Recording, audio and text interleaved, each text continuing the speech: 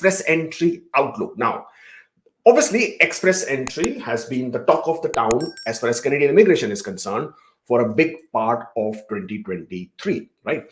2022 was a dead zone for a big part of the year because early in 2022 the draws were not happening. Only in the middle of the year, July onwards, the draws were resumed as far as 2022 is concerned. 2021 was primarily, it was either CEC draws or some PNP draws, CEC draws or some PNP draws. 2020 was primarily okay in the beginning, and then it started dwindling down for the rest of the year. So we had those 3 years, 2020, 2021, 22, and then 23 pretty much resumed, normalized, and then we were hit with the category-based draws.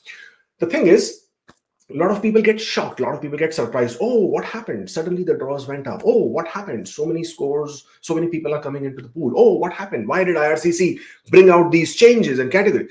Actually, every single time IRCC does what they're doing, there has already been plans and conversations and documentations and discussions before it happens. And that information is usually, if only you search, is available on IRCC website. This is a document which refers to an immigration system for Canada's future. Let me just make this bigger so you can read this. An immigration system for Canada's future, a plan to get us there. But what this document tells you, amongst a lot of other things, I'm just going to take it right to the top and then come back slowly, is how Canada wants to proceed further going forward into the new year and further and provide you with different services. Here, yes, align immigration with labor market needs. They had a research consultation between different stakeholders as well as from general public institutions, and it was indicated that people are in favor of, first of all, stabilizing the immigration. So they do not want to see more immigration. Definitely not more than 500,000. So we saw the immigration levels plan stabilizing at 500,000. They also said that they were quite convinced that the Canada needs to invite more people under economic programs, but it has to be as per the market demands or the labor market demands. So if you see these kind of information, it gives you a bit of a gist. So, everything I say or everything a lot of people say, they are not saying out of thin air. There is something that you have read, something you have studied, something you have researched, something you have found out through the IRCC websites. When you read this kind of information, you realize that the category-based draws will definitely continue because they are here to stay. Category-based draws are not going to go away. So the sooner people understand that, the sooner people realize it, and sooner they are able to align their goals, then align their pathway, then they will be in a situation where they can take advantage. Now, what it says here is that to match in-demand skills and experience, it will act as a catalyst for growth, help address labor needs, strengthen Francophone communities. Now, a few things very quickly from here. Francophone communities encouragement is obviously on as a pathway from IRCC. So if you are still on the fence about French, then I guess by now you should have already realized and understood that learning French is of huge advantage. Everybody else who is a Francophone, this is a great news for you because year on year, from here onwards, from 2024 onwards, there is an increase in the Francophone immigration targets for Canada. So for this year, it is 6%, 7%, and then going upwards to 8% year on year, 24, 25, 26. You will obviously see more push towards Francophone draws. You will also see more push from other provinces who will also start inviting French speakers, probably give them more points. Saskatchewan gives 10 points. Ontario already has a Francophone or a French speaker stream. You would also see probably Alberta, British Columbia, Nova Scotia, and all these provinces also trying to invite more Francophone speakers to their provinces. This is also seen as improving or increasing the diversity as far as the immigration programs are concerned. Further, candidates with work experience in healthcare, STEM professions, transport, agriculture, and agri-food and trade such as construction, this will continue. So when they say this year, category-based selection invitations will focus on candidates, this was talking about 2023, but this will continue because these categories only started in July of 2023. This plan was introduced, or this plan was launched or made public somewhere in the month of November this year, October, November this year. And therefore, in my opinion, these categories will continue. Healthcare for sure, trades and construction, categories for sure. STEM, yes, for sure at this point of time. And if you are still thinking how you can align your pathways, how you can figure out a better pathway, even if your CRS score is low, then identify this, identify the knock codes that are being introduced. IRCC is not asking you for the world, right?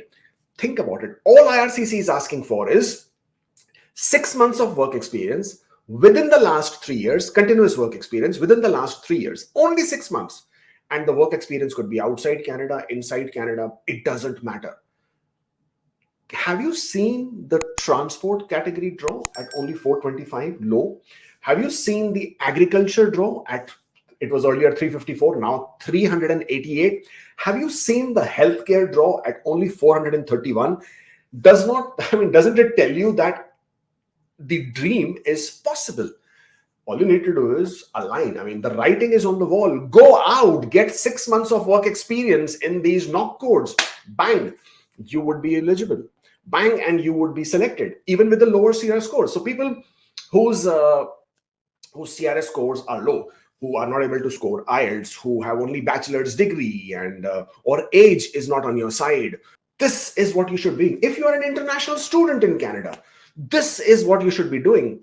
Preparing and planning. If you are a person who has recently received your postgraduate work permit, right? You are already on a 420s, 430s kind of a score. 6 months of work experience is all you need in any of the priority occupations that have been listed: healthcare, STEM, agriculture, transport, any of these categories, guys.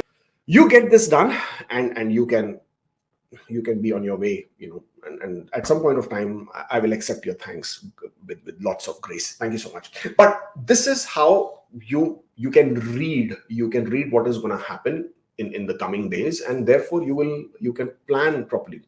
A lot of people are still trying to figure out, what should I do? My scores are not coming down, or the scores are not coming down. I cannot improve my scores. I cannot find a pathway. Since July, actually, I have been saying it since March, April of this year, that you get work experience in these fields, you will have something. When the July happened and they had already started conducting the draws, again, from then I've been saying, get your work experience for 6 months and you could be through.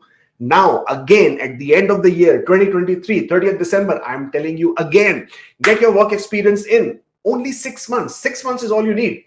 And you could be through with any of these programs.